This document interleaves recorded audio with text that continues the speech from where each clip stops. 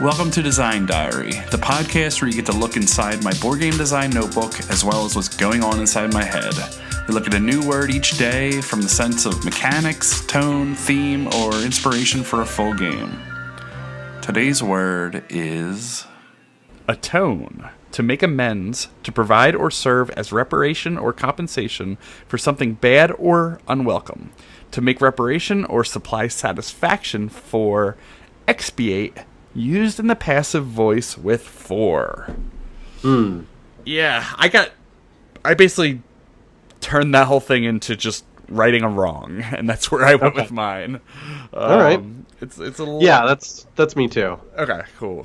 Because it's not specifically like if there was a hurricane and you're like fixing the town, you're not atoning for the hurricane. Exactly. I was thinking specifically it's something that you did and you didn't need to make up for it. My notes say it's not just doing a good deed. So yes. I'm right on the same page with you. Yep, exactly. So you want to go? So yeah, specifically the setting that I had was I don't know if you've seen the movie Man of Steel. But it got a lot of flack because of the final climax of the movie involves General Zod and the Man of Steel himself, Superman, just flying through Metropolis and throwing each other through buildings and just destroying all this kind of stuff and just laser beams through buildings and cutting them in half, and just millions of people probably died. And so I'm you never see that side of it. No, and so in Batman v Superman, they were talking about like Superman has all this power, like we need to keep him in check. But it wasn't like, hey Superman, you probably killed 1 million people, like you need to atone for this. So I was thinking about specifically a little rural town or a city. I guess a city would probably make more sense, where a bunch of superheroes have been fighting and having battles, and instead of having one of them defeat them, the city council basically just sits them down and say, look, you guys have messed up our city. I don't care who started it. I don't care who has beef with who. You need to fix this town that you have broken. Yeah. And so a lot of games start out, a lot of worker placement games, I guess, would have a village where you have buildings or places that you can visit to get a reward, and the town either gets bigger or stronger as time goes on. But in this game specifically, the town would be in a hole. The town is in a bad spot at the start. It's not like it's small or it's growing or on the rise. It's in a bad place. Yeah. And so each of your workers or each team of workers have a specific superpower, because who can fix stuff better than Superman, who can lift these giant beams and who can weld everything, but these powered people. And so the asymmetry comes from the powers of the people rather than the power of the buildings, because I would imagine that any piece of rubble at the very beginning of the game is just as useful as any other piece of rubble. Just because the town hall used to be there doesn't mean that it's going to be there in the future. And so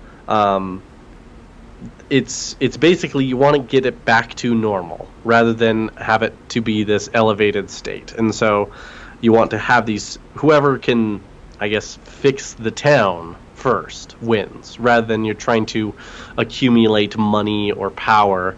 You're just basically trying to get back to zero.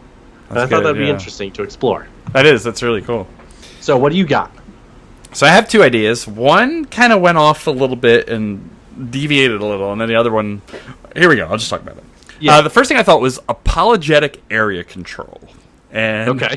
It was like this term that came to me, but I did something like that in the game Blood Royals, and the idea is it's area control, but if somebody was invested in an area that was eventually controlled by their opponent, they still get something out of it. They're not just, it's not just takes them back to zero. They're no longer in that area. And it made me think in like real life, if I take over this area, your people are likely still here. And it could get morbid where something happens to all your people and they're no longer here. But in most cases, if a change of leadership happens, the people are still in that location. So the gain is, I gain the territory, but your people gain like jobs or better protection from a better military that took over that territory. So they are gaining something as this little buff from it. So the bad side is I take it over. The good side is I then have to provide your people with jobs. And the game would start out where we have area and we have people, and it's two different resources that we're managing. If your people get controlled by me and I wind up doing better for them, it's gaining you points. So it's a weird, like, I don't even know how you would balance that struggle of, is it worth for me to take it over because it's going to help your people? But that's kind of where I went with it. I thought of this system where I said it was rock, paper, scissors, but it started to kind of drift away from that, where it was you have like military, money, and resources. So if I defeat you in military, I have to drop you some money or resources. And then I was trying to see if it made any sense the other way around. If I defeat you in some sort of resource challenge, do I drop you some money or military? Like, I don't know that it works every instance of it, but definitely on the military side, by me dropping some things that you're going to benefit from seemed fitting. Okay, nice. So the second idea I had was and this is why I made it my second one, because I hate it as a theme, but starting a business. Starting a business is, you're almost making amends with yourself. It's like, and I called it the 5-year plan. It's just that you're not going to benefit from anything for 5 years, and you're taking this sort of life loan. It could also be money from backers, investors, or whatever it is. But you just have to make a profit in that 5 years just to atone yourself. So, right. Okay. I even said if it this was where it got really weird, was if it was just a solo game, because I'm constantly thinking about solo gaming. The goal is to have a profit at the end of the 5th year, or give up before you go too deep.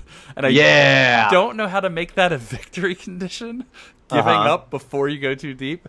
But I don't know if there's any games with like a kill mechanic like that, where it's like, I'm just going to end it now, and it's still considered a success of sorts, I guess. Just cut your losses. Yeah. Interesting. And I just, like, obviously that blurb they have right there isn't fully functional and wouldn't work, but it really does make me think about the idea of just you controlling the end of a game and that being considered good. Meanwhile, that's like secondary victory. You want to succeed in 5 years. Oh man, yeah, because like the conversation comes up every once in a while. Like, if you are losing so bad at a game that you have no chance of winning, like, is it bad form to forfeit? Because like, yeah. So you imagine that you're in this solo game. You know that you probably can't get beyond a point, and so if you quit and then kind of play out the rest of the game to see how bad it could have gotten, but knowing that you're already out of it, so like you sell it off to your brother, or really good. Is you give it to another person. It plays through, and you're gonna score for the like negative. Yeah. I like that. Exactly. So you realize early on that it's going to be very, very bad, and so if you jump out, you get the bad reward as good. Yeah. But if instead you think that it's going to be very good and it turns out very bad, you get that negative reward. That's cool. Interesting. All right. I just hate the theme, but I was thinking about that. There's have you played Anachrony? No, I think I've seen it though. It sounds familiar. People are talking about like, oh my gosh, like you can send resources back to yourself, but like you need to have those resources in the future to be able to like send them back to yourself. And it's basically just a loan. Like, yeah, exactly.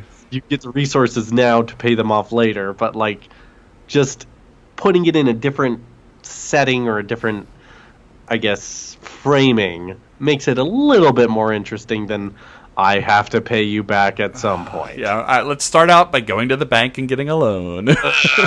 Choose your bank. PNC or Commerce. No thanks. Oh, yeah, I can't do that. I live that daily, so I cannot do that. Yeah, I'd rather do something in a different game.